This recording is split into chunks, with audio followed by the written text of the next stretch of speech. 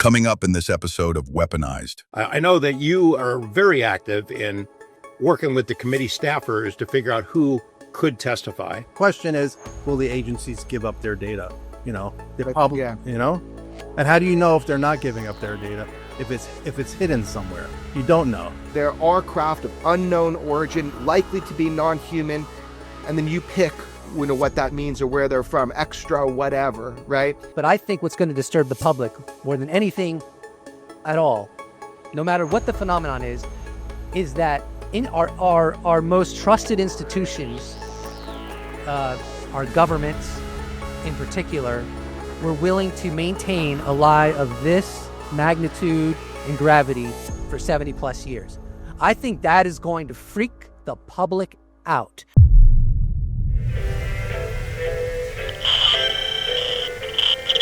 This is Weaponized. I'm George Knapp, coming to you from Las Vegas, joined by my friend and colleague Jeremy Corbell. How you doing, Jeremy?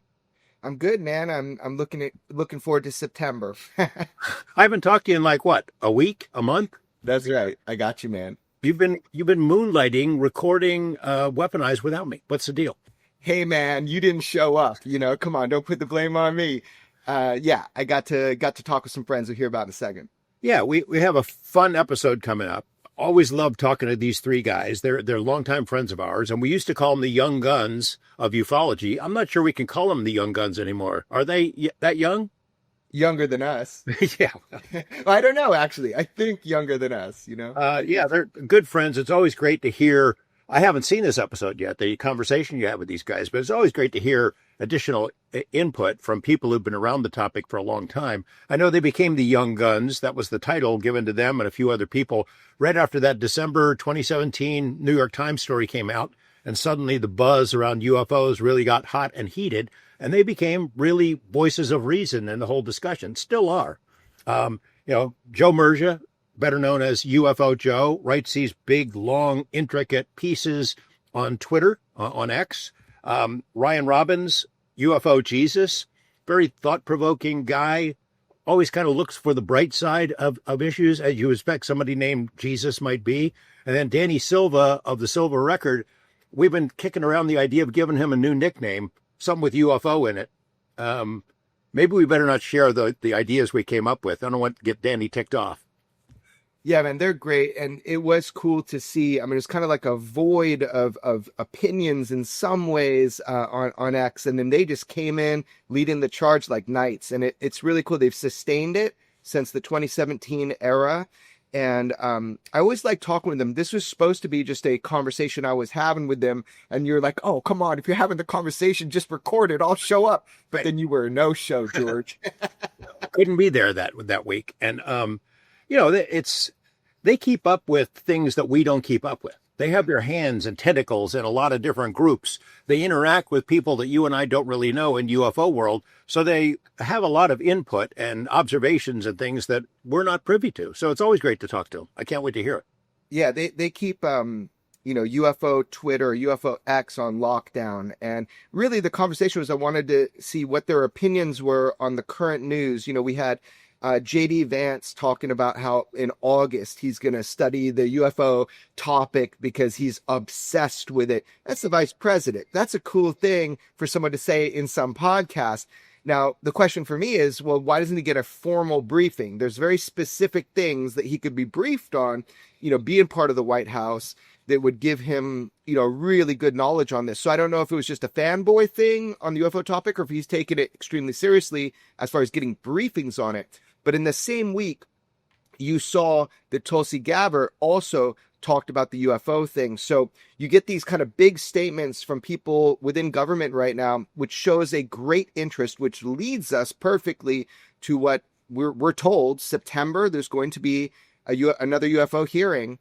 And I will say this, I have finalized all the nominations that I've made for that. So it's not in my hands, and I wouldn't like their job, but they have to sort through everybody that you and I gave them and see, who would be best to testify and also who can testify about certain things. And that's something that I think we'll learn more about as we get closer to the hearing. Yeah, it's not as cut and dried as people might think. Just spill the beans, you're perfectly safe. And we will be learning more about that. I know that you are very active in working with the committee staffers to figure out who could testify. And I'm privy to some of that and have been in on a couple of conversations, but not as much as you. I hope they appreciate what you're trying to do for them because it takes a lot of your time, I know.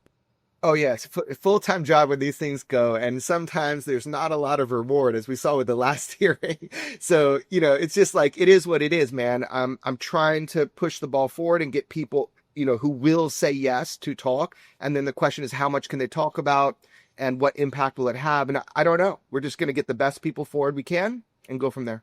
I want to have one more note before we jump into the conversation you had with the Young Guns, and that's about our friend Bryce Zabel.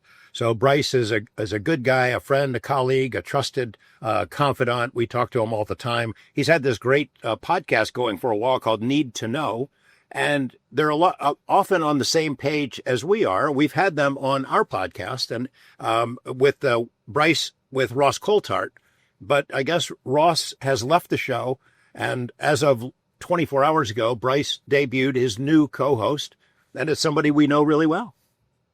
Yeah, absolutely. Rich Dolan. I was stoked to see that. I tuned in to see who's his new co-host. They played it well. They wouldn't tell you before. And it was so cool to see that it was Rich Dolan. There's not many people, probably other than you and a couple other people, that have such a depth of knowledge of the history of where we've been with the UFO topic. So Rich having his own show has been really cool, but to bounce off stuff with Bryce, who's also extremely knowledgeable about the topic. I'm going to be watching the show. Yeah, well, those two guys have history, too. They wrote a book about AD after disclosure that was really clever, smart, well-informed, and timely even now. I think it came out 10 years ago. And they've done some shows together before, so it's a good fit. I hope people will check it out. I know I've started the first episode, haven't finished it yet, but it really looks good. Anyway, let's move on. So you wrangled three friends of ours, the Young Guns of Ufology, into having a conversation with you when they're trying to relax at home. And it probably went on for 9 or 10 hours. But did you enjoy the conversation? And do you want to kick it to the recording?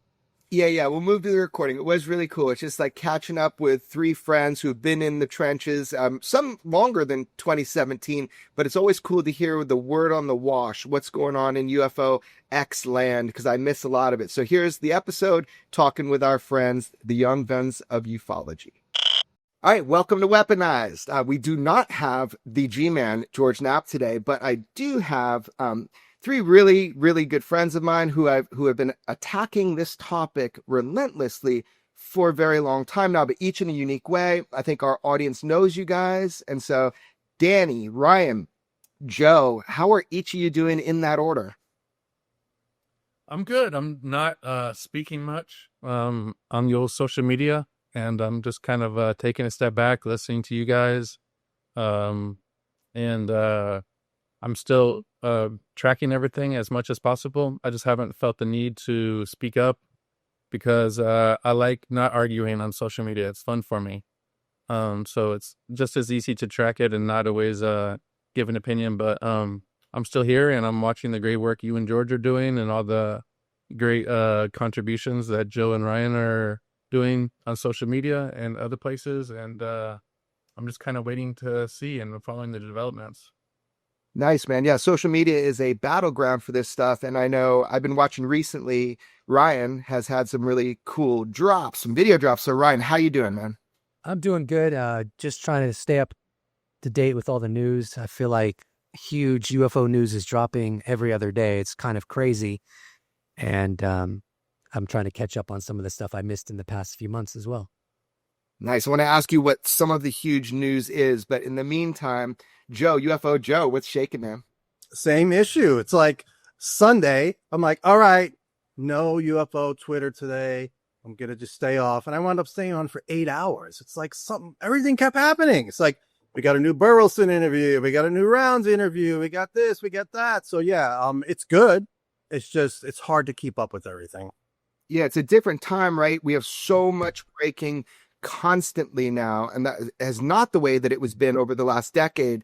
And now with the social media, you can engage each and every little thing. You find out about it faster than even Congress people at times. So you guys are mentioning some big things. Maybe Ryan, you mentioned it first. What are some of the bigger things you've seen happen, and what do they mean for us at this time in the UFO space? Well, a few days ago, for an example, Vice President J.D. Vance said in a podcast that he's obsessed with the UFO issue and he wants to get to the bottom of it. I thought that was pretty big. In fact, technically, as a fact, I don't think a vice president has ever broached UFOs, a sitting vice president has ever broached UFOs that way. And I think that is an indicator of where we are with this topic. Because like if something like that would have happened prior to December 16th, 2017, we would all be overwhelmed and we wouldn't believe what we're seeing. But it's like another Tuesday now and stuff like that's happening all the time.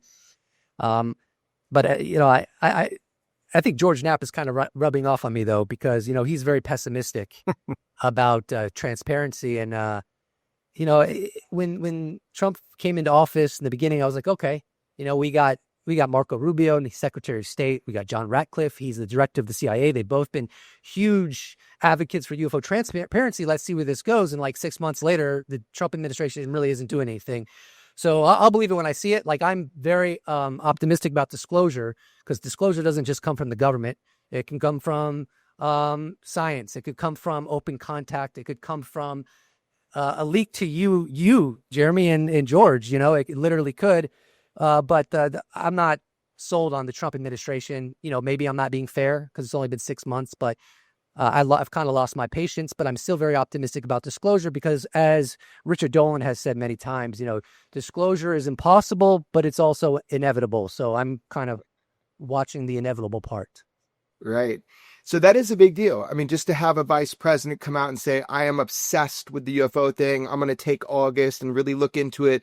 I don't know if that's an official thing or him just like talking to people we already know or watching a bunch of podcasts, but it is encouraging. And that would be news alone. Now that's shown us that in our environment, people can talk about this much more openly. It's not ridiculed at all when he said he's obsessed with the topic. UFO Joe, did you have an impression on that?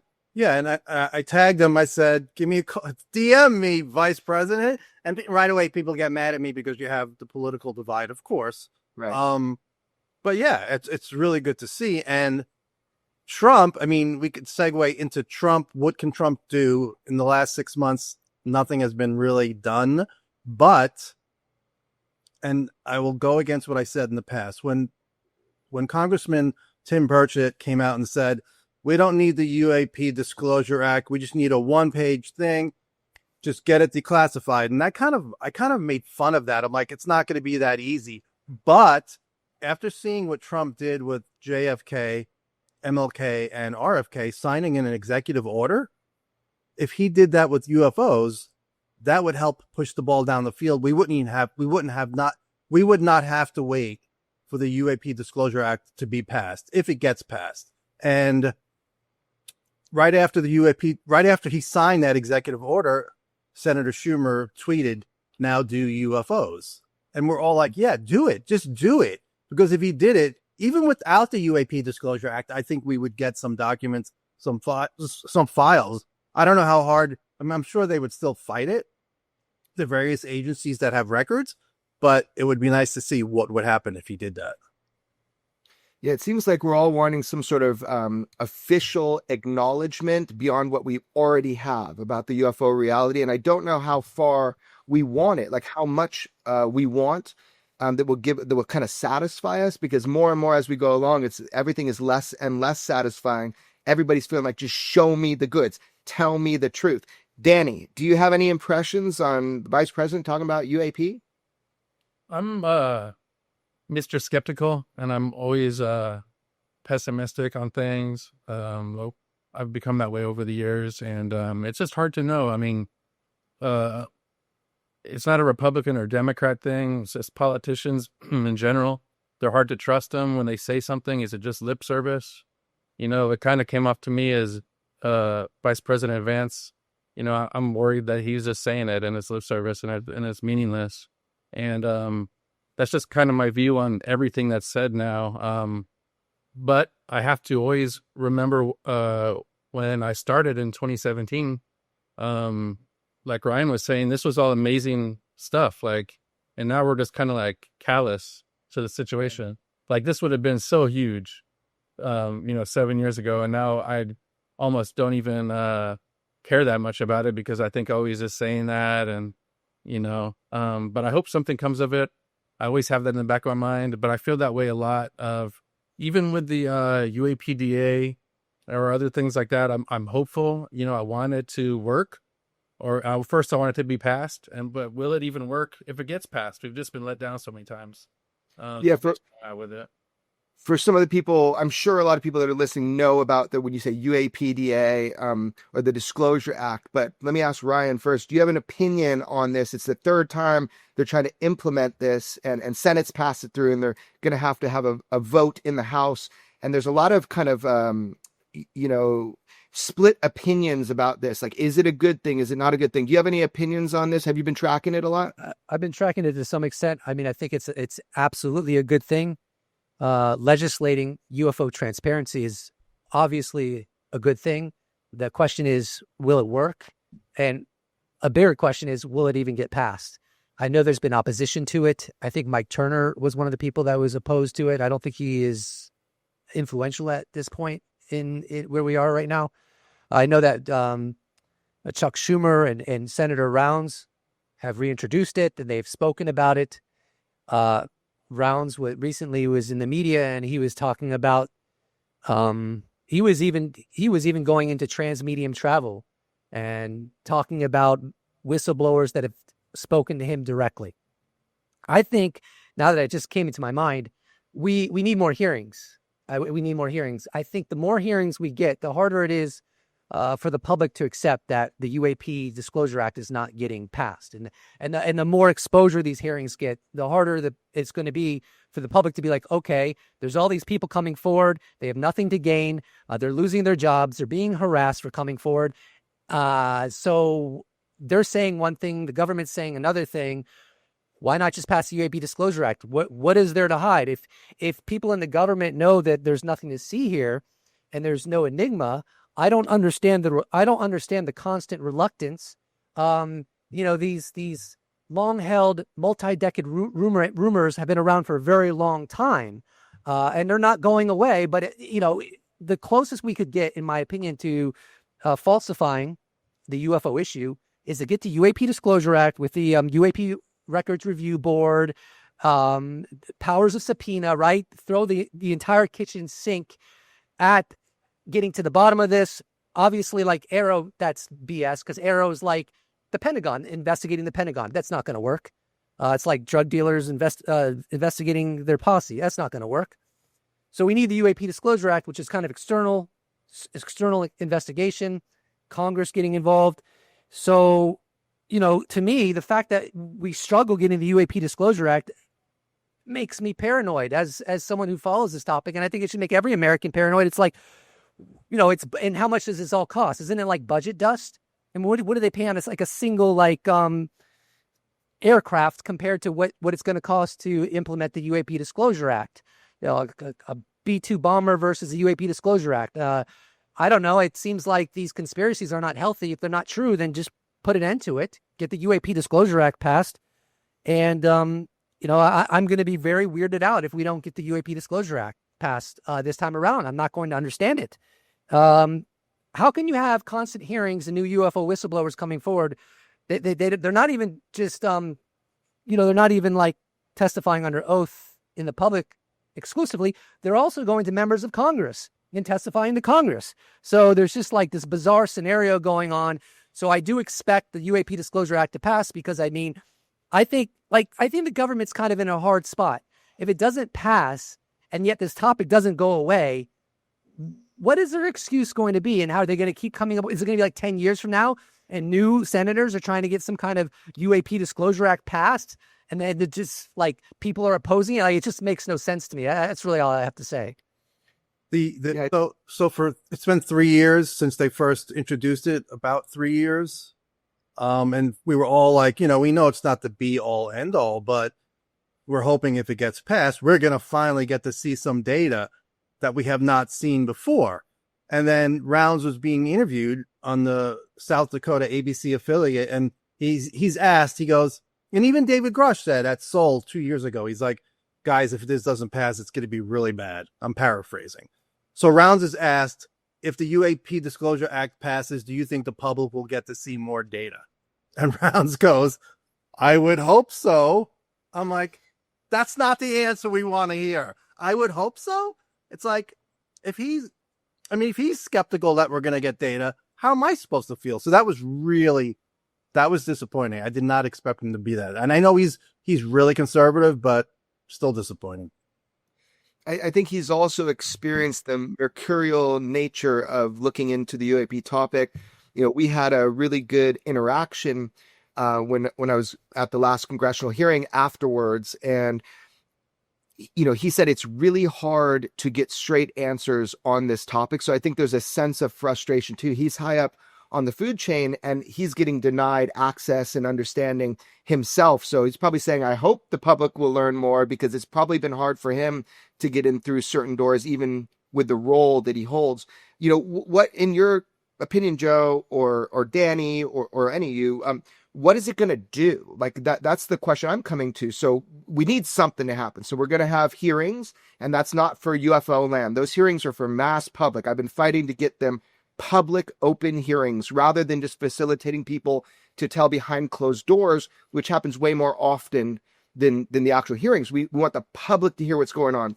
Some of it, eventually we're going to be like, well, I knew that, as a UFO fanatic, I knew that. But general public, bringing that level of awareness up, I think it does help. And it does help with getting things like the UAP DA forward. But what happens if it passes? That's what I'm unclear on.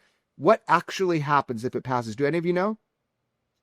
I mean, I know what it says, that the information, they're going to ask the agencies to give your information to the UFO review board.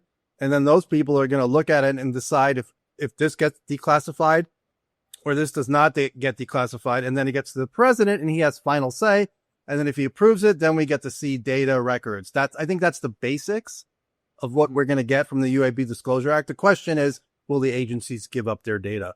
They're probably, and how do you know if they're not giving up their data? If it's hidden somewhere, you don't know.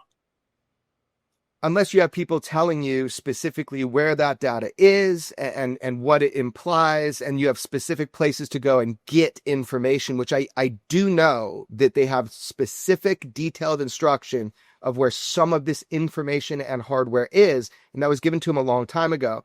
But it does just seem like a lot of these, transparency kind of groups are running around trying to, hit their head against a wall. I don't know what's going to do it, but I know we got to take these steps. I know we got to have hearings. We got to fight for the UAPDA to pass, to try to get more transparency on it. But it's just an uphill battle.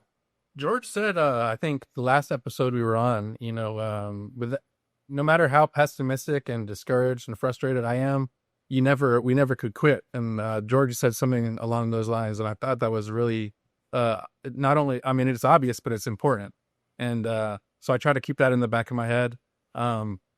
Another big story that happened that maybe wasn't broadcast is you, Jeremy, dropping the locations. So, I thought that of the hardware. Yeah. So I was kind of creating breadcrumbs out there because I was really annoyed that day, which is that there are people that said, well, where do we look? And I'm like, there's a whole legacy program that came from Lockheed in Burbank. And when that was, closed down, that was transferred. So I was trying to push people on the inside to go look at Plant 42. That's one of the places that on the inside, everybody has openly talked about holds some of this hardware. It's like not hard to find out where you're supposed to go look. Not that they're going to be shown anything when they go look, but that was something that Senator Round said, well, where would I go look? Exactly. I start with Plant 42. Yeah. Exactly. Like that. It's direct and it's that's what we need. He must know that those I would hope he would know that those locations had been mentioned before. For him to say, who would I ask? I don't know who to ask. I'm like, are you kidding me? So it's a little disingenuous to me that he's saying that. Once again, I don't know that for sure, but I would think he knows, even if it's old information, like he said, you can get new information. Talk to people, Well, I guess he has a lot of things that he does in his current role. And one of the benefits of passing the UAPDA would be that it would be designated, that people would focus on this. Because right now I can't imagine all the things he has to deal with. I'm actually impressed that Schumer has been pushing this act because of just how many other things they have to deal with. So I think the dedicated group that would be kind of, created by the UAPDA is really where the hope lies. Whoever is in that position, they could focus on this topic, right? Yeah, I sometimes I'm too hard on them, realizing there's a lot more to their jobs than UFOs. Right. So yeah, I appreciate that. I still get frustrated, but I appreciate they have a lot to do. Yeah. What do you think, Ryan, about Representative Burleson and a lot of what he's been saying on podcasts and everything over the last months? I absolutely love what Representative Burleson's been doing. He has been so clear and repetitive about the need for transparency and that the public has a right to know the truth. And I honestly, and maybe I'm biased, but I would love if more representatives would do this, senators and people in office would do this, because I do think it pressures the U.S. government to be transparent. I mean, out of mind, out of sight, out of mind. And he's just like, he's hammering it home. He's reminding the public that this is important and we have a right to know. I absolutely love what Burleson is doing, and he just doesn't shut up about it. And I hope he continues not to shut up about it. Yeah, he's got a lot of spirit and a lot of hope, when he's going into it. He doesn't always get it right. UFO land, as you guys know, it's a briar patch, and it's really hard to get a foundation sometimes. I imagine for someone like him, probably hasn't been into this for a super long time. It's got to be also pretty fun. I mean, here's a guy who's limited time in Congress, and he gets to run around and check out these like Nazca mummies and check out, talk with a bunch of people. I'm not saying all these things have the highest value system, but I'm saying it's got to be kind of fun for someone like him. It's got to be kind of pumped, to be able to do this. Yeah. I mean, and if we ever do get disclosure, like all those sound bites are going to be pretty out in the open. It's like I wish more representatives had bigger egos and did the calculus that, hey, let me say something big about it, because if we ever do get disclosure, like these sound bites will probably ripple out for history. Well, one of the things he said there were witnesses.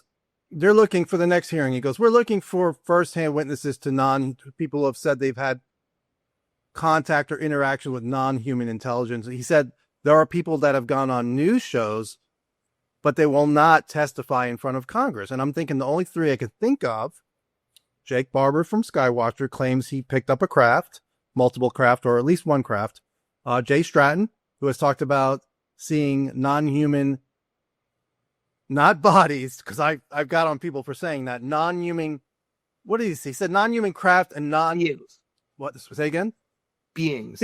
Sorry. So non-human beings. And the other one is our favorite, Dr. James Lukatsky, who you and George, one of my most enjoyable interviews, because you asked him, would you testify and would it take a subpoena? He's like, let's cross that bridge when we come to it. I think he would. I just think they need to subpoena him. I can't think of anybody else who has gone on shows who has claimed firsthand knowledge, either seeing a craft or beings. I can't think of anybody else who would, fit that category. I don't know if you guys can come up with any other people. Well, I noticed he said on national news, and only one out of those three have gone on national news. So that would, limit that pool to my guess of who he's talking about. Now, I'm not sure. Would Jake Barber not testify? I don't think he has been officially asked. In my knowledge, I'm working closely with the teams doing that, nominating people, bringing them in. And look, it is difficult for people to say yes to that, because sometimes they're limited in what they can say. Because on one side, you have these special access programs that are a national security issue, and they don't want to, they're not going there to fuck up the government or the United States of America. They're going there to tell what they can about the UAP topic. So sometimes there's a limiting factor of what witnesses and whistleblowers can say under their own moral code, or what they've been told is okay to talk about and what is not okay. I know that's frustrating, but that is the truth. Those are conversations that are happening right now, is how far can I go without damaging national security? Because if you can't say it, it's going to do no good to anybody, right? So if you're doing a public hearing, you don't want a bunch of those, let me answer that behind closed door situations, right? So trying to get people up there that can give the most robust description of what it is that they've had, close interaction with, that's the goal. And sometimes that's limited by how much someone can say. But, everybody that I know is doing their best to wire that perfectly so you can hear the most from the best people. But, you know, I'm not in charge of the decisions. I can just nominate, bring people in, you know? So maybe that. So, you know, there was a really interesting part of the Matthew Brown interview that you and George did that really caught my eye. Matthew Brown was saying that he went to organizations, as I recall, that are geared to help whistleblowers, and he reports that they did not help him, even though that's what they're designed to do. And I think he might have even suggested, you correct me if I'm wrong, that there might be some intelligence community ties to those organizations. And I'm just thinking, like, what is going on here? Why don't look, I'm not denigrating any organization. I have no idea. I'm just going off what Matthew Brown said. But like, why are there not, if there are not organizations out there to assist whistleblowers however they can? Because these whistleblowers, they're paying such a huge price. Not only are they putting their life on the line potentially, but they're losing their jobs, they're losing their pension, they're losing their careers. Like, okay, you know, everyone says they want disclosure. Maybe we need to help these people more. And I don't know what the answer is, but if the organizations geared to helping these whistleblowers are not helping them, as I think Matthew Brown was conveying, then we have a serious problem. Yeah, I suspect that is something that, you know, I do suspect that at the right time, Matthew Brown will talk more for himself. I encourage him to do, he should start a Substack and just start interacting with people. He doesn't have a job that he can just jump back into. His life has dramatically changed. I think people should hear firsthand what that's like. I know that he did seek help. He did seek help from these whistleblower groups, we'll just say, and he did not get it. And in fact, he had an opposite type of experience. But I think he needs to talk for himself on that. You know, who did he go to? What non-help did he get? What does he think about that? And is there a better way? Because the truth is, from the people that I directly have been speaking with for years, numerous people who are thinking about coming forward or are actually coming forward for the next hearing that you don't know, which is going to be cool if it all works out. The problem is they are alone. They're on this kind of island, right, where it's easy to threaten them. Their faces are not public. A lot of them have perceived threats, or I'll just say direct threats to them to shut the fuck up and to not break from the fold. If that is true, and I do believe it is true, and we're talking like police reports and shit like that prove that these odd things have happened to people, then we have a real problem on our hands. Then we have less motivation from people who haven't quite poked their head above the parapet yet to really come forward, because they see how and what is happening to other people who have come forward. So Matthew Brown, is there support for someone like that? What does support look like? Is it, you know, here's money for your rent, or here's a job that will help you get because we understand your situation? Think about David Grusch. He's probably in history the first or only that I know of whistleblower who has officially acted as a whistleblower from the United States government, who got a job back in government to oversee to help advise for this upcoming hearing. I mean, that was huge. That shows that we are treating whistleblowers with more respect. That shows that we are trying to help people fall more on their feet after doing that. So for me, that was a huge thing that Burleson's office hired him as an advisor. He's the best advisor on planet Earth about all this stuff, because he basically wrote the book on whistleblowing that he gave to the ICIG, right? So I don't know. I'm just, I guess, doubling down on your point, Ryan, is that it's hard for me to see. It's hard for me to see these people that I've learned to care about go through all of these personal dramas because they don't know the path forward, and there seems to be no safety net for them. And I don't know where that puts them. How about you, Joe? What are you thinking? I'm thinking, last night I was thinking, and then I don't know how this would work, but we need some sort of community funded GoFundMe for whistleblowers.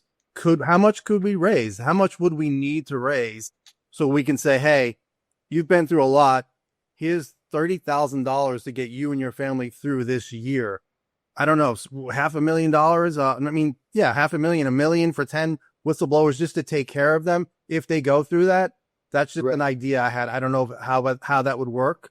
We've had Michael Herrera, who claims he saw an octonal craft on the ground, I think hovering in Indonesia. He said he's telling the people he knows, with potential witnesses / whistleblowers, to not come forward. because he's like, look at what it has done to other people and in their lives, like you guys are talking about. So that's disappointing, but I understand it. I understand I can't put myself, I'm not really in their shoes, but I can imagine you're working, all of a sudden you can't work anymore. You can't pay your bills. You can't take care of your family. So it's understandable. So yeah, it's, I don't know how we get past that right now. That Herrera thing was weird to me, by the way. Like, I don't know. He said, I've been trying to testify for so long or something. Yeah. Was he just upset that he didn't get asked to testify? Like, and then says, well, I'm not doing it. No one else should. I really don't know. I don't know the guy. And I don't know much about his case, but that was an odd thing. I think for a lot of people, coming forward is their only choice, because right now they feel being anonymous has allowed all of these threatening and negative things, these reprisals, to come at them, for people to say, don't you even think about stepping forward, and that has happened a ton. So I think for a lot of people, taking that step forward, putting their face out there is the last shot they got at living a normal-ish life. Well, let's hope they're listening to you, and no offense to Michael, hopefully they still come forward.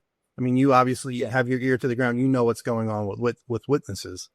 Yeah. People are coming forward. It's just a matter of if they're selected to come forward publicly, or if some of what they're coming forward with is described as more of a national security issue that needs to be kept behind closed doors, which sucks. But I don't make that decision. I can just bring people forward, and then hopefully they can tell as much as they can. Are you able to say, like, when they're like, listen, you can't talk about that? Is that almost always propulsion related, or are there other issues?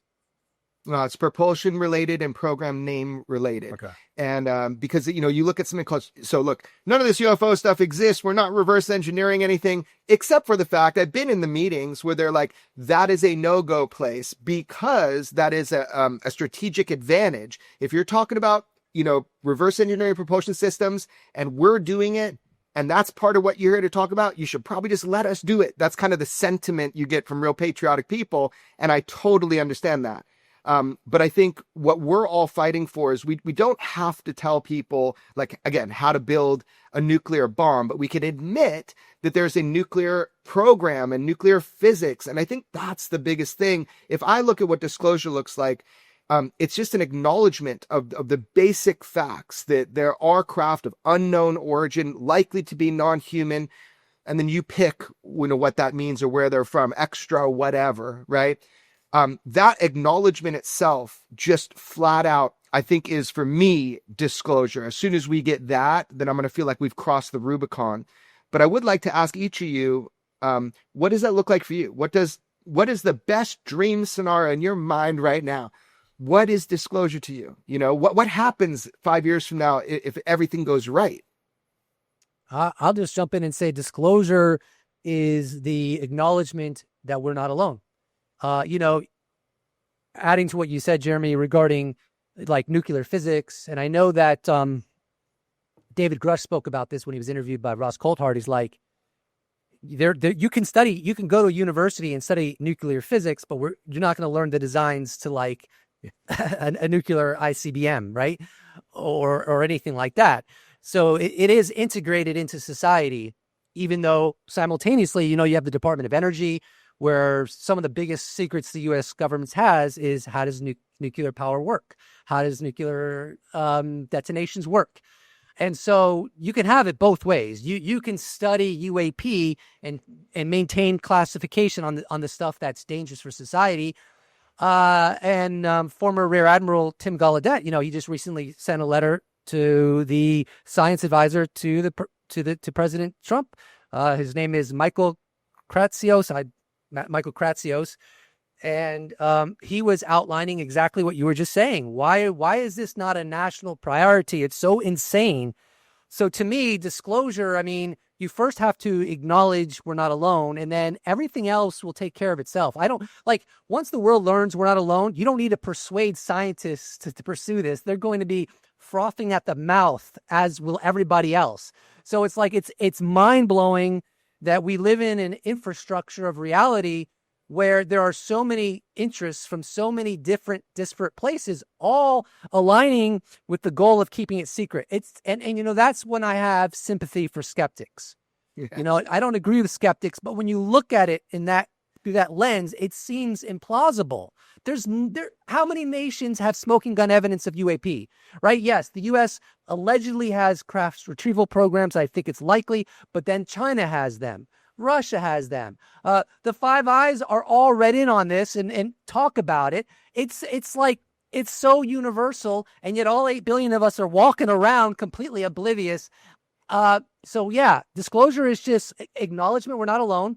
You don't have to do one other thing. You don't have to start an organization. You don't have to persuade anybody of anything. Once that we know we're not alone, everybody from every field is going to be frothing at the mouth, and it will be go time, and that's it. It's over. Danny? I think about what I would think of disclosure, but then also what would work for disclosure, because where we are now in today's world, there's a lot of wild things that are said, and a lot of people are really controversial. Like President Trump is extremely controversial. I mean, we've had high-level politicians, not the president, basically saying that they believe in the UFO subject and that it's real, and the public generally has kind of brushed it off. So I'm just wondering, even if President Trump acknowledged it, would it be kind of accepted? So I would my best case scenario would be they need to show some kind of proof also along with it. You know, everyone's always talking about wheel out a craft or a body or something along those lines. So that would definitely be my best scenario, that it's not just words, it's something more official. And I think it does change from maybe politician to politician, but people just don't know what to believe these days. Everything is really conspiracy driven, and that could be a good thing or a bad thing. But we need really something tangible, especially if when there's so many people in the world that only believe something from someone they like. And if it comes from the other side of the aisle, they're automatically not going to believe it or think it's fake, or they're doing it for whatever reason. So we're just so divided, and we need proof, and we need something tangible is my answer. What about you, Joe? I think first we would need, for me, multiple firsthand witnesses who come out and say, listen, we spent the last 4 years together, this team, working on a craft that we have concluded is of non-human origin, and this is why we believe that. And then another group comes in and talks about the bodies and why they believe they're non-human in nature. And then the next day, ladies and gentlemen, come back to Hangar 57. We're going to show you a craft, and the bodies are going to be there on display. You can ask whatever questions you want. That's like my dream scenario. And then the day after, we go to Lockheed and we check out their Tic Tac. You're right. We should talk about but that's yeah, we should talk about that. But yeah, no, that's also, I hear what you guys are saying, and I feel the same way, which is that you can have people talk about it, but you have to have something to show for it. Yeah, you need a smoking gun. That goes without saying. Right. And the thing is that I wonder if there's a lot of politics behind that, right? We know we live in a super secure secrecy state when it comes to exotic repulsion. We know that these are special access programs that contain and work on anything that's advanced tech to begin with. So you'd really have to get some sort of fundamental shift within our power structure to say it is beneficial to us to tell the world about this, right? And it's beneficial to us to show not only our friends, but our enemies too, what we got, because that's what you would end up doing if you really let people in to see the craft and that sort of thing. So you'd need some sort of monumental shift within the power structure to even decide that's a good idea. Because right now it's not like me, I have a craft in my backyard or something and I can just bring that out. We're talking about, if this is all true, retrievals at the highest level of secrecy within our government. So what is going to push that button to get that type of transparency to the American, and then you can't help it, the global public? That I don't know. That's like a major paradigm shift within the way that this has been treated and maybe covered up for a long time. It would change everything. Everything would it would be like, how would the world handle it? And I know people are like, the world can handle it. Well, I don't, as Chris Mellon, I love this quote from Mellon, and he may have changed his mind since then, but in 2015, he said, John Podesta says, the American people can handle the truth. And Mellon goes, how can you know if they can handle the truth until you know what it is? He goes, what if they're flesh-eating arachnids? He goes, kind of doesn't make any sense. So yeah, what's it going to take to get that to happen, to bring out craft and bodies? Would it be enough if a dozen firsthand folks came forward? I don't know. It's like, as George always says, the closer we get, the harder it becomes. And those people who are in charge of keeping this secret, I got to give them credit.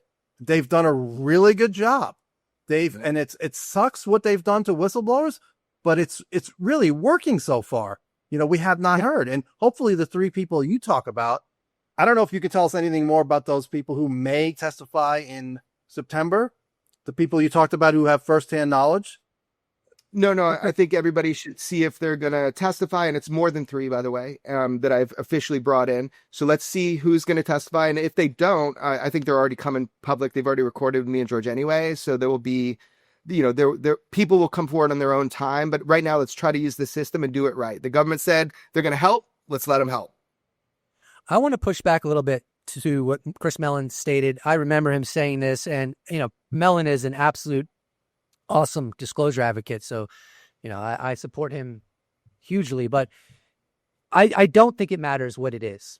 And I'll tell you why, because this is, a lot of people probably won't agree with me on this, but I think what's going to disturb the public more than anything at all, no matter what the phenomenon is that in our most trusted institutions, our governments in particular, were willing to maintain a lie of this magnitude and gravity for 70 plus years. I think that is going to freak the public out. And I think those in power know that. And I think that's a huge motivation as to why they don't come clean, because they're just covering their ass. They know there's going to be all hell to pay once we get the truth. We have religious people in our world, all kinds of religions. They believe in God. They believe in Satan. They believe in angels. We already believe in weird stuff. And in fairness, knowing for certainty is different than belief. I think Carl Nell pointed this out during a Soul interview, that it's one thing to believe and it's one thing to know. So that's a fair rebuttal. But I still maintain my perspective that disclosure is going to freak people out first and foremost, because think about it, it's not going to just be us, standing around the water cooler talking about it. It's going to be our smartest, most influential minds losing their what. Neil deGrasse Tyson, and people like that, scientists, engineers, philosophers, they're all going to lose their what, and they're going to look like me. They're going to be ranting in front of the camera on CNN, on Fox News, on MSNBC. And so they're going to be like this huge signal, and then the rest of the world is going to receive that signal, because let's be honest, our intellectuals influence how we perceive reality. That's just the way it is. That's why the skeptics for so long have gotten the red carpet on CNN, Fox News. Look at the recent Wall Street Journal article. The news agencies for the longest time, they love giving credibility to the skeptics and their viewpoint. And then when it flips, all these brilliant minds are going to go on all these news stations. They're going to write op-eds. There's going to be in the newspaper, and they're just going to say this was not only completely immoral and incomprehensible and unthinkable, but it was tragic. And then what does that do? That's a signal that the rest of civilization is going to receive. And we're going to feel that, and we're going to integrate that. And who's going to take the fall? Who is going to take the fall? It's going to be governments. Governments are going to take the fall. And that's what's going to freak people out, not because there's flying saucers. Because the bottom line is, yeah, there's flying saucers and there's probably abductions, but that's been happening forever. So what? It's happening right now. Does it change the equation? Does learning about it actually change what is happening in the world? No, it doesn't. But learning that your government's been lying to you, something you couldn't even conceive was a possibility, something that you're supposed to understand, not non-human intelligence, which is esoteric and otherworldly, but there's so many people who don't even believe governments would be willing to lie on this level, or that they're capable of lying on this level. And what happens when all 8 billion of us learn that governments were willing to lie on this level and are also capable of lying on this level? I think that is what's going to be more disruptive than learning about the phenomenon. But that's just my opinion. And the next question would be, okay, what else have you lied to us about? And that's always been people like, why do you want disclosure? I'm like, because for me, one of the most important things that I talk about is human beings have abilities that we've been told we don't have, like PSI. So if it was proven that UFOs are real, we have a non-human intelligence here, it's a lot easier to say, hey, now that your mind is open and you realize you've been lied to all these years, these are some other things which we have evidence for that you should really take a look at. As far as whether or not people, I agree. I mean, people are going to be upset. And the people, George said, I don't know, it was like 6-7 years ago, he goes, people are going to go to jail. People are going to go to prison for some of what they did, whether it's murder or hiding funds from the American people, billions of dollars. So, yeah. And as far as how they'll react to abductions, or as George says, they can see us anytime without us seeing them. They could see you in the bathroom. They could see you in the shower. I don't know how people will react to that. For us, we'll be like, it's pretty cool. But like Ryan said, belief is, and Nell said, belief is a little different. Knowing is a lot different than belief. So I don't know. But at the same time, disclosure doesn't have to reveal everything. Those details about seeing us all the time and abductions, like we have a long time to start meandering into those topics. Disclosure is exclusively going to be, oh, there's a presence here. It's non-human intelligence, and we don't know much. Our government's actually going to like start broaching abductions and the other stuff. I don't think so. But it's the first question, though. It's the first question out of a report. Yeah, and what are they going to say? They're going to say, we don't know. And then they're going to turn to people in the community, and they're going to say, you know what? They'll leave it, right? They'll leave it to the... There's evidence that abductions are real, whether or not physical or not. And so, yeah, it would be... Let's hope we get to find out in our lifetimes. I'm skeptical that we'll get there, but who knows? I mean, in a way, we've already had a level of disclosure. When you have people, top people saying there are craft, they seem to be operating in a different world of physics than we're aware of, and they're admitting and acknowledging that and say it requires further study. I mean, that is the first step. That's like the tipping point to acknowledging that something is occurring that is outside of our scope of alleged scope of understanding with physics. But do you guys remember that Larry Maguire, he's a member of parliament in Canada, and he wrote that memo to the Five Eyes and talked about the Foreign Technologies Division. And if you read that report that George and I put out or listened to that show, when we accessed all that information and reached out to Maguire himself, what we learned is that, he was saying we're going to lose the trust of our population. That's the whole tone of that letter, is that, another country is going to disclose this first. Canada has to get, ahead of this. There was a sense of urgency. And I found that really interesting, because he must know something, that says, hey, this is important not to lose the trust of our populace, because we're going to be behind the 8 ball on this one. If you guys remember the memo, that's the tone that it had.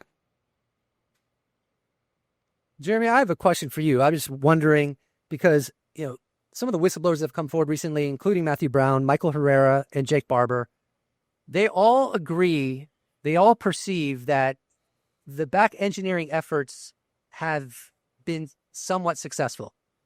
But I will say someone like Jim Semivan, he's skeptical they've been successful.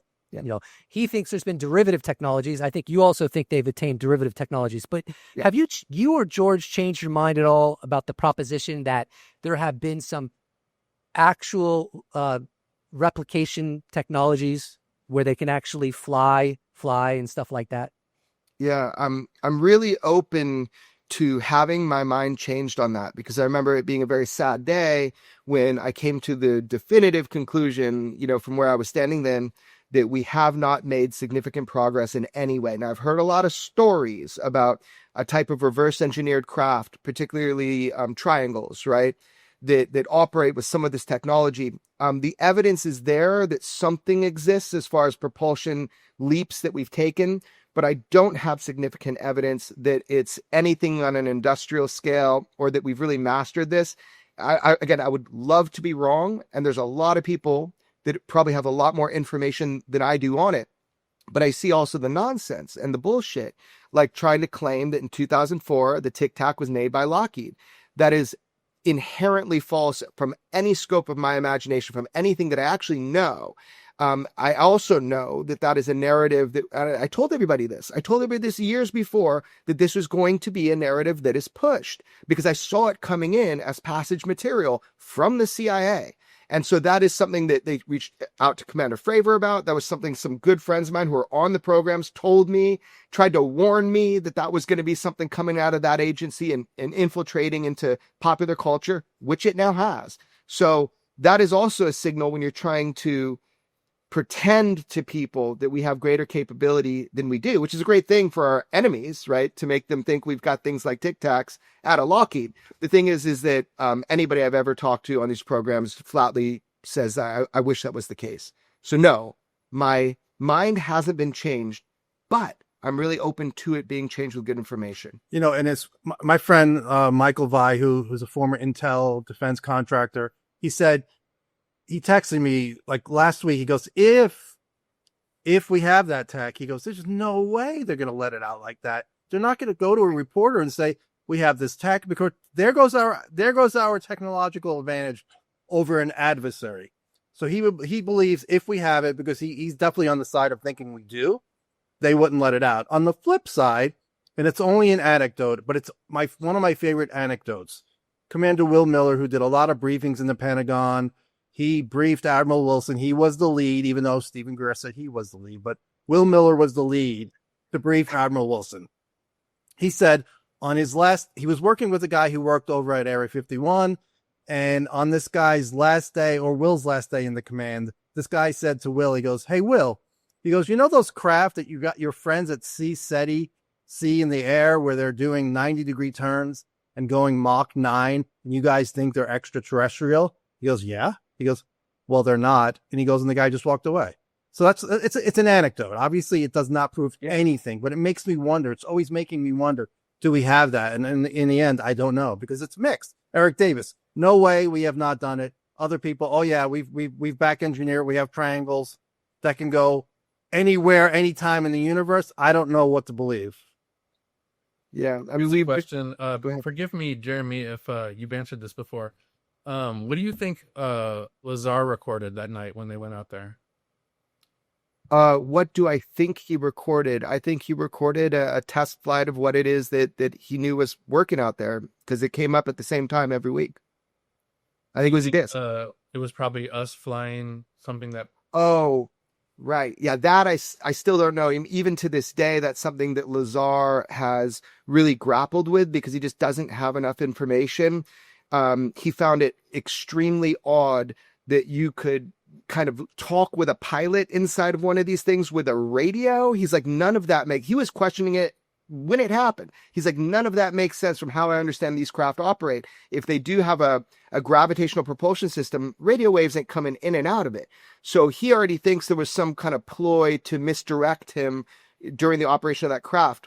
You know, for all we know, it was a non-human being that was in there. Maybe it was a human pilot. Maybe it was an autonomous craft. There's just no way for us to know or speculate. Even Bob doesn't know. That's one of the coolest parts of that story to me, is that they got that video of whatever they recorded. Yeah, and everybody out there that night, I've talked to, I think every single one except one that was out there during that filming, and they all said it was a disc. I mean, you could see it with your eyes. You know how you could see much better than a 1980s like camcorder in the dark? Like with their eyes, it was a disc-shaped craft. Let me take the conversation another way. Last time we all got together, it was the winter, and the UFO community was extremely excited about Skywatcher. And Jake Barber basically, you know, he made a claim that they were going to have, he used the word undebunkable, and he also basically gave about a year's timeline. So we're in the 8th month of the year. We haven't seen any proof. How do you guys feel about that? Are you a little bit more pessimistic if you were positive on it, or how are you guys feeling? Well, I'll just say that, you know, when he said that, I was, you know, excited in the sense that I hope he's right. But look, I'm giving him the stage, you know, I give him the stage. He has a few more months to go. So I hope him and his team can get some smoking gun data that proves we're not alone, that would be great. And we could just move on to the post-disclosure world. But yeah, I mean, I don't know why he made that statement. To me, even if you believed there was a good chance, you'd be wise not to say it. It's just, why put pressure on yourself like that? Why put yourself under scrutiny? You know, it's like, just allow your work to show itself, to communicate its value. So I think it was a mistake for him to say that. But if he brings the goods, then more power to him. And he talked about their ability to vector in a craft, summon a craft, and bring it down to the ground, which is amazing. Oh my God, disclosure. So now we're seeing their videos, which they're okay. Their videos are interesting, but I want to see the craft being brought down to the ground. If you're going to make that claim, do it.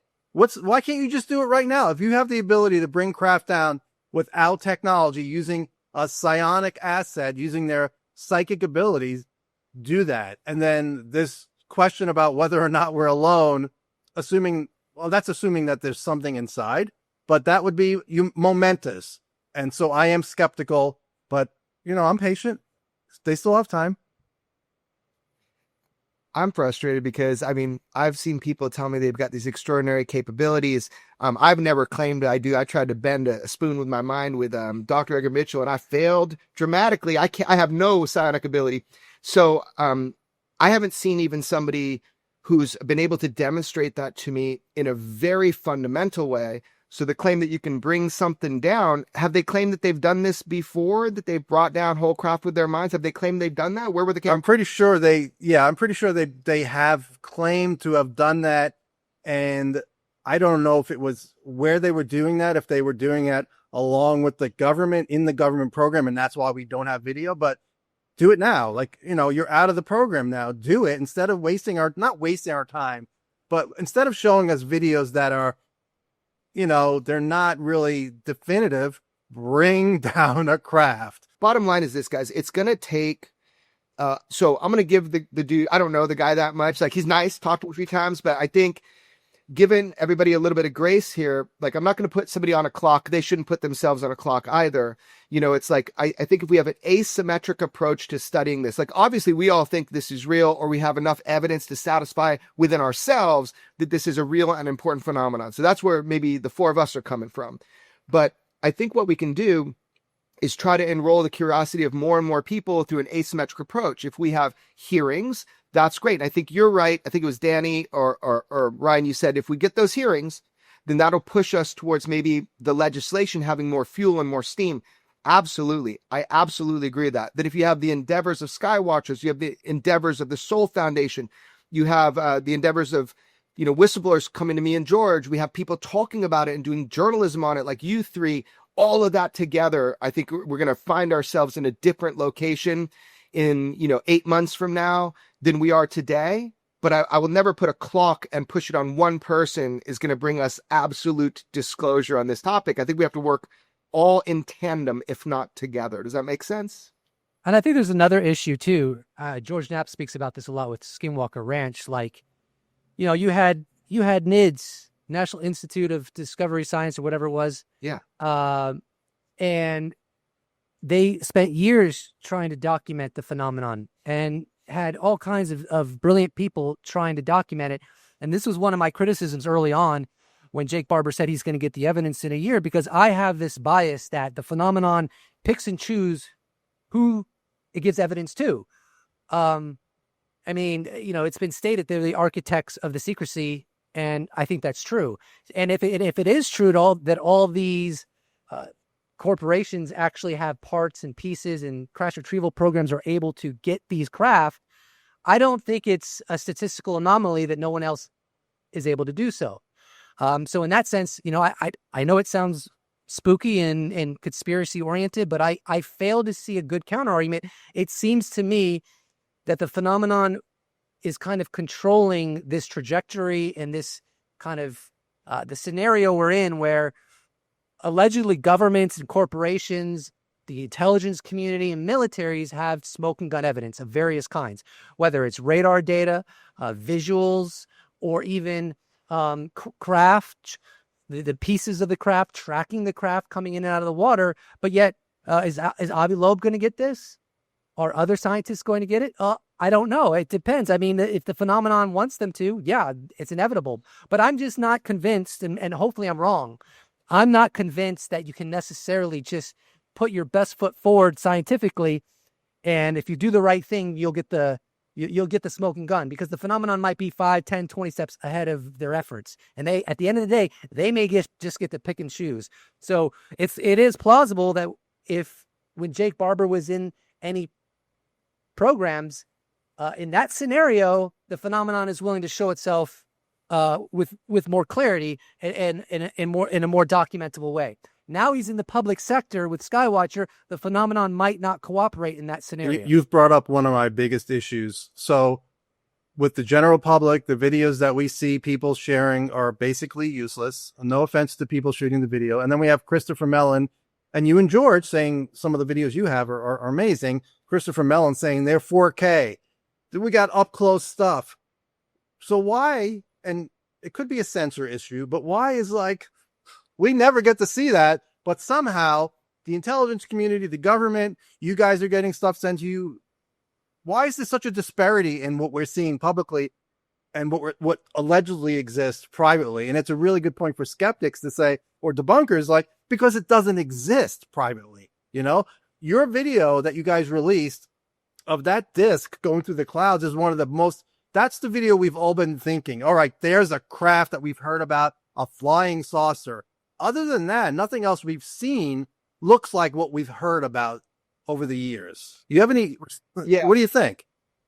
Yeah, no, totally. And I think that has been a difficult thing with me and George is we'll get what we feel is our best evidence that we can put out at that time without endangering other things, sources, national security, basically those two things. And, we have to be careful, dude. People don't like doing this job. I'll tell you that much, as obtaining things that sometimes appear like they could be dangerous. So it's always like this idea is it going to push the needle, right? If I had the perfect, all powerful video and it would change the world, I would not hesitate to drop it. But everything is nuanced, Joe. You know that. So even this last one that our government has said, this is a disc. This is a disc UAP, and it's still classified a disc.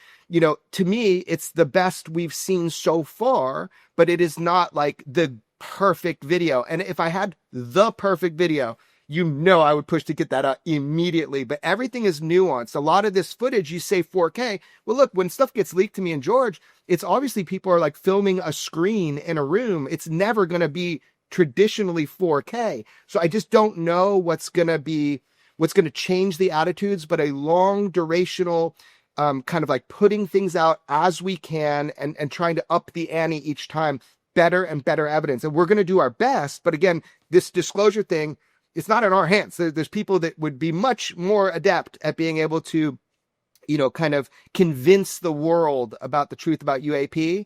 All I can do is my small part. But that's the thing. I think that if we each do our small part, I really feel that collective push is what we need and how we're gonna get anywhere. Hey, Joe, I have a question for you. Why do you think Trump hasn't signed an executive order for UFOs? He's did it with JFK, right, and Kennedy. What's your perspective on why? I mean, the legacy he has an ego. The legacy he would have for that is incomprehensible. What is stopping him? Allegedly, he didn't put out the JFK files because Mike Pompeo told him it would be a bad idea. And he agreed with Mike Pompeo, and he did not put out the JFK files. The only thing I can assume is there are probably people around him saying, you cannot do this. You want to have the economy tank. You want to see the stock market tank. It'll be on your watch. That will be your legacy. That's the only thing I could think of why he wouldn't do it. But I'm speculating. I don't know. Hopefully he does. It's I wasn't expecting it. I wasn't also negative on it. I was just, let's see what he does. And he still has time, but you're right. His legacy, if he put it out and we got this amazing footage, he would go down in the history books. People would forget about Epstein and everything else, So I'm not hoping it's going to happen, but you guys, I don't know if you guys have any ideas why he would not do it. Oh, I'd imagine they'd say, we're just going to shoot you in the face like Kennedy if you even try to do that. I mean, that's the way that you'd get someone not to do it. Is just, tell them this is what's going to happen to you. These are our national secrets and you do not let that out or we're going to shoot you in the face. I mean, that would stop most human being from doing it, right? And there's always debate whether the presidents have access. Do you have any insight on that, Jeremy? Yeah, I don't think there's a lot of debate on that. Even Clinton came out and said, it wouldn't be the first time I was lied to. When I asked, they didn't really give me anything on Roswell and whatnot. So I think from the people I know that have done presidential briefings on the UAP topic to the people in these organizations that have been studying it and trying to push information over the White House, I think it depends on twofold. One is the interest of the sitting president. And then if the sitting president does ask, look, they can be lied to and obfuscated from just like anybody can be in a bureaucracy. And America is definitely a bureaucracy. So it's not everybody's read in the same way as what I don't think that's up for debate. It just appears that way. Can I ask you a question? Yes. So Sure. Have you, or do you know of anybody else who has claimed to have spoken to the witness I described earlier? Somebody who claims to have worked in a program for a decent amount of time and who had hands on a craft, said, yeah, I worked on it. And my conclusion was after 3 years or whatever, this was a non-human craft. Yes, I know people in official capacity who have interviewed with people that exactly fit this description. And I have pushed on them being like, what is it going to take for someone like that to come forward publicly? And by the way, that was part of an ICIG investigation where people of that level were communicated with. And I know exactly who is doing that back and forth. And here's the deal, man. They said to me, what would be the motivation for someone like that to break from the fold and destroy their whole lives just because they were called in to come talk with me? It's not going to happen. It's just not going to happen. There has to be somebody who's so upset with something surrounding this that they're just like going to try to burn it all down. And usually those people never make it to the starting point. If they're coming from that attitude. People that work in those programs are so highly monitored with polygraphs and, their family lives, making sure they're stable. If you remember all the way back, looking to Lazar, why did he get not called back for the program? It was because they found out his wife was cheating on him and he became a security risk. That's how security clearances work, is you have to have a stable family life. So people that would break from the fold, that are feeling all that type of pressure and just try to burn the whole house down, dude, they're going to find out they're in that mental state way prior to them ever being able to get to the starting point. So it's a long way to say, yeah, man, the Holy Grail. Yeah, I know about those conversations. I've talked to people on both sides of those conversations. The thing is, there's no indication that people like that are at this moment willing to come forward. And in fact, I can't go further than that, but in fact, if people were willing at one point, I don't think it's possible anymore for them. And just to be clear, you're talking about other people have had the conversations with those whistleblowers, or not you? Yes. Well, what I'm admitting to is that in official capacity, there are people doing this investigation that have conveyed to me their direct official debriefing with individuals in those programs, like working on the technology currently, non-human technology. So I know these people have had those investigatory roles and had those briefings and took the information because of the ICIG, reports. Cool. Yeah. I wish I could help more on that, guys, Something that would bother me, because I've seen this happen if I was a whistleblower. We've seen stories and we've come out and we thought they would be bigger. And so it's like we're battling the public, or public perception, I should say. I always go back to the Stars Academy when they put out the Tic Tac. I think they were all probably thinking that was going to be disclosure, and ended up it pushed the ball. I mean, moved the ball greatly. It was amazing, but it wasn't disclosure. If I had known about that story before it came out, I would have thought that was it. So we're always having to one up the previous stories and battling public perception and how the public is currently operating with news stories, and with the public being, I think, more pessimistic and just the state of the world right now, it's getting harder and harder.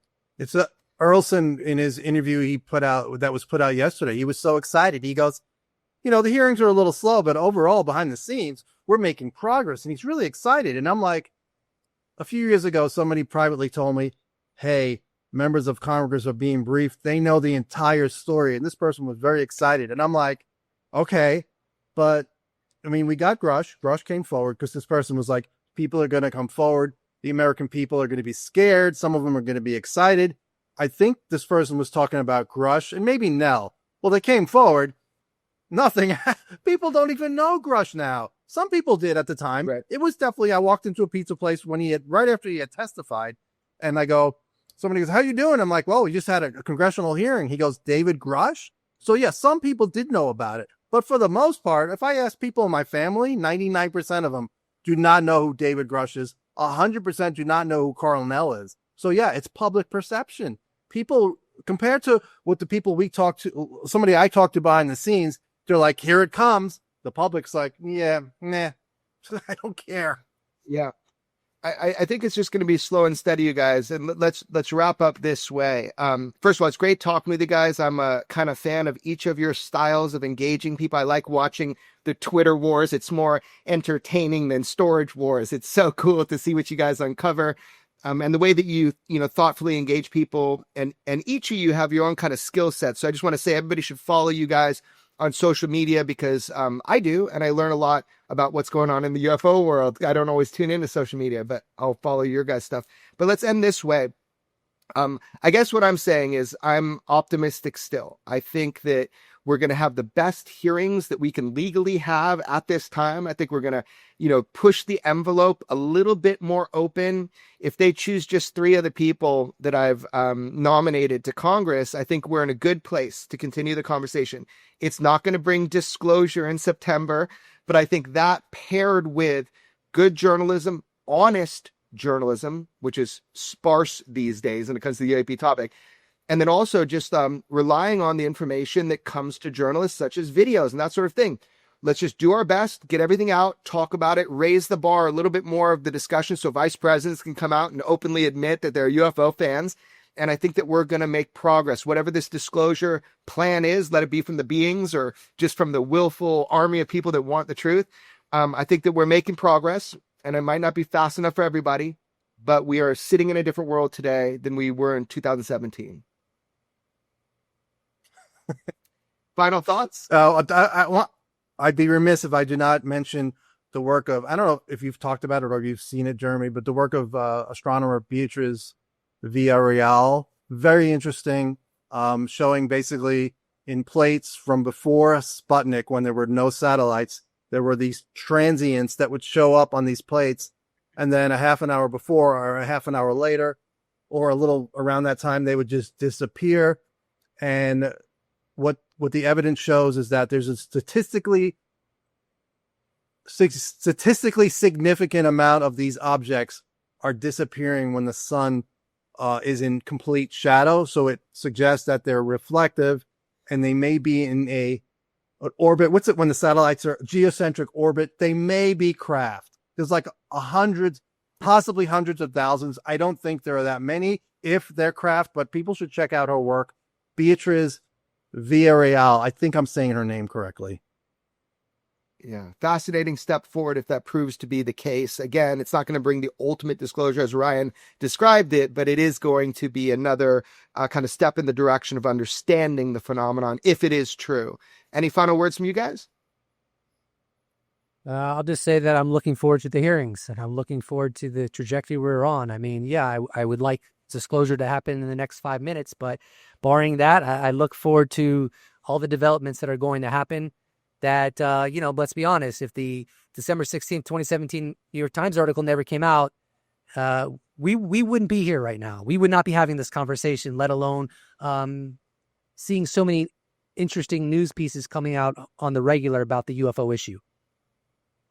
Danny? I would say, back when I had first started writing, and of course now I'm mostly retired, but I would talk to George and get journalism tips. And I bet he doesn't even want me to say this, but one of the tips he gave me was don't compliment him because he doesn't need it. And he was really blunt with me, and he was always really incredible. I would always be able to ask him questions and bounce things off him. With that said, I still, no matter how frustrated I am or skeptical of politicians and just the process and things like that, I know that we're in the best hands with Jeremy and George, and you guys are doing the most that could possibly be done at the time. So I think that a lot of people would take that for granted, and I think you guys are the undisputed best UFO reporters for many years. You've shown that. So I would just like to remind people of that. Maybe everyone already thinks that because they're watching this podcast, but Or they hate us and they love watching the train wreck every week. There's always a lot of controversy going on in the UFO community, and I mean, you guys are the best at what you do over and over again. And I would just like to thank you guys for what you're doing, and I'm looking forward to the next hearing and what you're doing after that and everything along those lines. So, we appreciate it. Awesome, man. Yeah, I hope that we get someone you've not heard from before that can give you more insight into the UFO thing when it comes to their personal testimony. I'm very optimistic that's going to happen, unless there's some sort of rug that's pulled out underneath my feet. We're on the right path for people to hear from people that they have not heard about or heard from yet. And again, that's just a step forward. So, keep the hope. And just keep up the good work, you guys. And thanks for joining me. I'm sure everybody on Weaponized will be stoked to hear your perspectives and be able to follow your work. So, and I think George says he missed out on us this time, but he'll probably do an intro and an outro for this show. Okay. Yeah, and thank you for all the hard work you've done, Jeremy, on the hearings. I know a lot of people don't realize, but I know it's not easy. So I really look forward to September, and it's gonna be interesting. There's a lot of people involved, right? A lot of people and staff. Remember, Representative Luna set this in motion. So she has the opportunity, because of her task force, to hold hearings. And so all I'm trying to do is facilitate people that want to be able to speak with Congress, whether publicly or not. But there's a lot of people working on this, some really great staffers who are spending time and energy, a lot of video calls. So there's a lot of people working on this. Again, I don't hold any of the cards of who testifies, but all I can do is nominate, and I've done my best for that. And so let's see, if we have good hearings or not. It's just a matter of who's talking, right? Yeah, and you set the bar. Let's see what happens. You didn't make any promises. You said, do not expect disclosure this time. It's just going to move the ball forward a little, and that's all you can do, That's right. That's right. All right. Well, September can't come fast enough, but hopefully you guys have a good August. We'll talk soon. Thanks for joining the show, man. Well, that was fun. You had fun.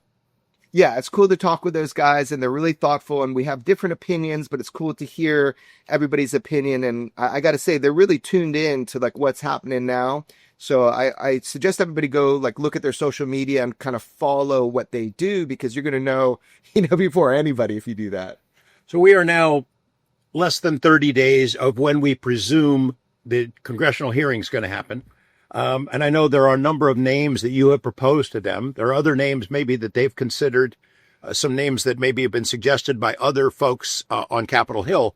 But what are your expectations, and what can we convey to our listeners about the legal implications of somebody coming forward, spilling the beans about something to which they swore an oath and signed non-disclosure agreements, what their legal jeopardy may or may not be? I mean, it's not cut and dried and a simple thing that if Congress calls you in, you're free to talk about whatever you want. It's just not that way.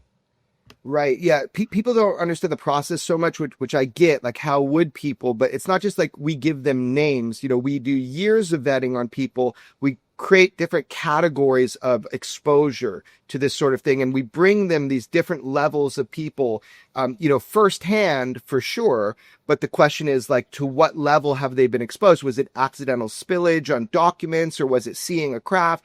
So we also then have to provide the time that Congress can, in their own way, vet each person. And we make that job very easy for them, but they have to do their own vetting as well. And ultimately, they're creating a kind of event where they feel it will have most impact based upon the idea of the hearing that they're creating. And this one is about transparency. So, or whatever that means, that it is about transparency. So I don't know what to expect. I think that wholly depends on who they choose and how they set it up. Maybe in the UFO land, people are going to be, I've heard this before. I mean, there's definitely going to be people you haven't heard from, but to the general public, the idea is to get the big aspects out there. However, there are people that I think they have to be throttled a little bit with what they can say. And I don't know a lot about the legality. Some people have signed NDAs. Some people have said, I'll never talk about this. Some people, by the nature of their employment, are never supposed to talk about it. So I hope that some of those people can share in a public, open hearing. And that is the goal, for everything to be public. None of these closed door, I've set up too many of those closed door hearings or closed door briefings. And it's like, it doesn't help. And so now this is the idea, is what can we get public? And I don't know all the legalities, but I hope we can have someone on the podcast that can help us with that. I think I got someone in mind who could help us sort that out. For the people who could become witnesses, it's not as easy as UFO observers think. I mean, stepping forward and testifying at a congressional hearing before the whole world, in essence, it changes your life. You never go back. I mean, you can never change coming out like that. They could probably never work in classified programs again. They have to worry about legal ramifications and possible prosecutions. And believe it or not, there are risks to their safety and to their families. And I know people think that that's all made up, that there's no way they'd be taken out or suddenly disappear because they testify or spill some beans. But they believe it is very real, and I tend to believe them on that point as well. Yeah, I think for some people, the greatest self-defense is to go public, is just to come out. And there's a couple cases like that of people that we've proposed that would testify. And look, there's other people who are just active duty right now. And surprisingly, some of them are willing to openly testify about their personal experiences, which is, goes against the idea of protecting yourself with your career. Hopefully there's no repercussions for them within their careers. But you never know. I think everybody is taking a risk to some degree, but some people feel it's really important to get their experiences documented on Congressional record. They feel this topic is so important, they're willing to break from that fold. So we have a whole variety of different people that are active, people that are not, people that have signed oaths, people that haven't. Let's just see who Congress decides to utilize. And any UFO hearing is a good hearing, but the idea is to elevate each time and create more information in the public sphere. Well, I give kudos to these staff members. They are diligent about it. They're really doing their homework, trying to make it right, making sure that they're not putting on someone who maybe doesn't belong there, and coordinating with you, getting opinions about what kind of bang for the buck they'd be getting if they called witness X or Y or Z. So I look forward to it happening. I look forward to learning more about the legalities, and I look forward to the next time we get together and talk for an episode of Weaponized.